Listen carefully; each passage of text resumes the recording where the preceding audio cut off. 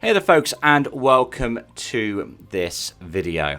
Here we're going to be talking about the final round of the British Rally Championship. We're going to be talking about the Lewis and Hunter Cambrian Rally for 2025.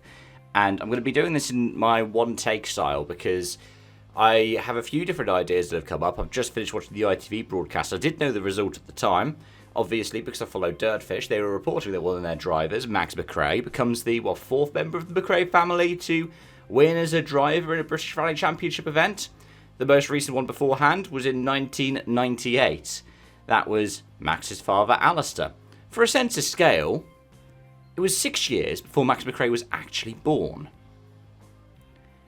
And, yeah, I know that his cousin, Colin's daughter, Holly, is doing co-driving and driving now, which is interesting to see. I'm looking forward to seeing how she covers that as well, because she's doing a lot of coverage of it in terms of her media outlet. And on that note, she's been such a great presenter for the BRC over the last couple of years.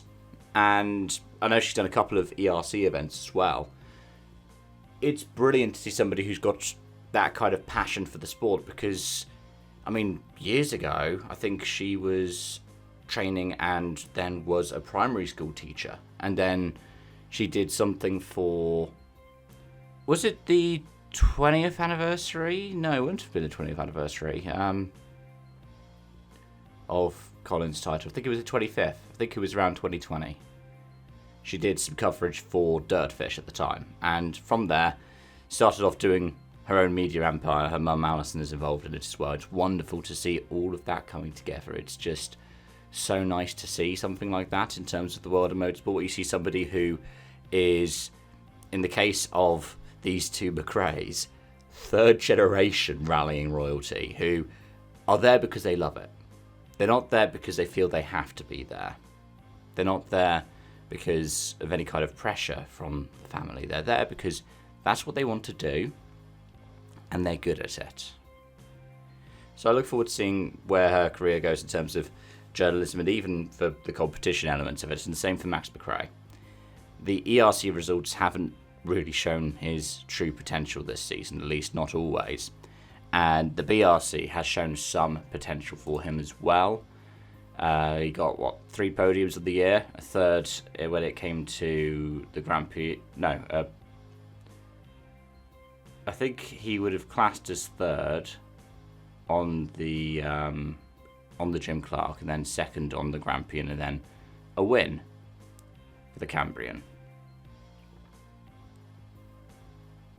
And, yeah. He had some good results in the end. I mean, there was bad luck when it came to, especially the East Riding stages. I think he picked up an injury, didn't he, in the crash on the East Riding stages. And then a retirement in Kielder as well. I think that one was not mechanical.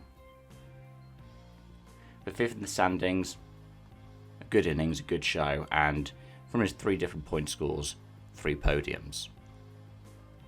I do also need to talk briefly about the champion, though, William Crichton. He didn't have to do much to do it. He just needed to essentially finish the rally. And he did that.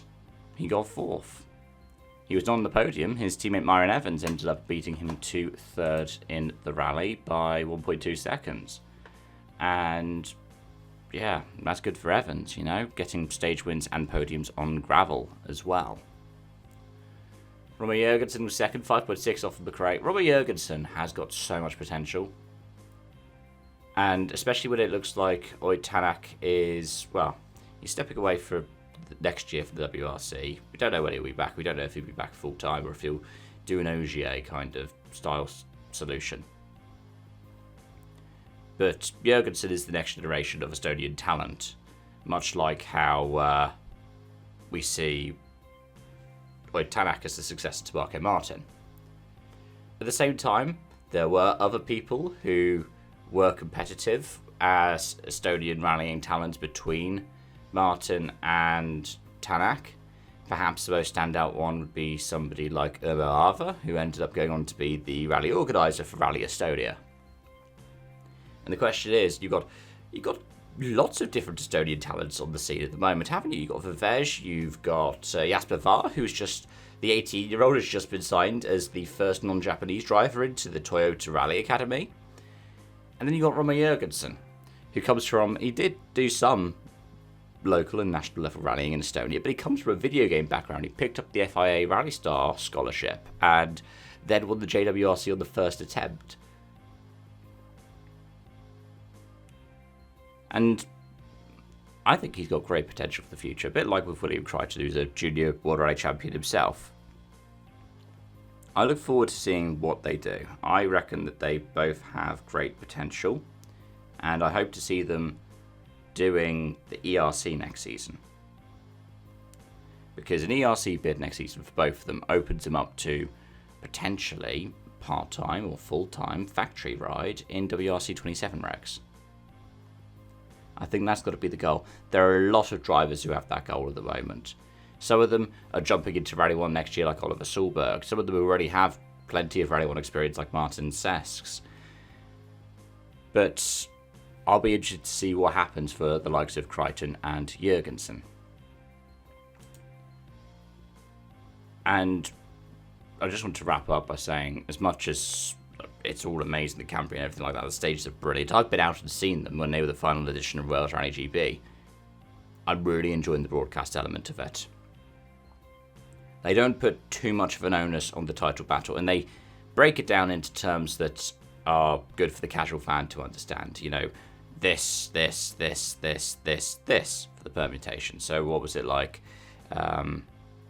Evans need to win and Crichton would need to be 8 full lower, and then for Romer Jurgensen, Crichton had to be 9 full lower. I like when they do something like that. I think that's great to see because it means you don't feel like you have to watch every single one. I mean, I did. I watched every single rally that they released this season. The only thing that I wish was there was more publicity to it. I know ITV4 is where the BTCC is, so I'm not going to say push it up to ITV1. I think putting it on a similar kind of level to the BTCC is good. But the week and a half delay, I mean, the WRC doesn't go out on the Sundays anymore. It hasn't for... Ooh. I think the last time it did was when it was on Dave. So, we're talking... Yeah, best part of 15 years ago now. But I would want it to be out in the week after the event. I think WRC broadcast their ones on Monday or Tuesday. And it is a dedicated different highlights package on ITV. Like Gary Blue, when she's presenting it, has got, as you can probably hear my boiler in the background. She's got an ITV microphone, an ITVX microphone. But I would be interested to see what could happen if it came out sooner afterwards. Maybe keep the Thursday night slot. Yeah, sure, why not? Or even like a weekend morning thing. When I was a kid, I loved Speed Sunday. You get WRC, you get BTCC, and you get the F1. It's a nice everything bundle. But let me know your thoughts and feelings in the comment section down below, folks, because for something that was meant to be just a kind of riffing off my ideas, it's gone on for nearly 10 minutes. But yeah, till next time, bye for now.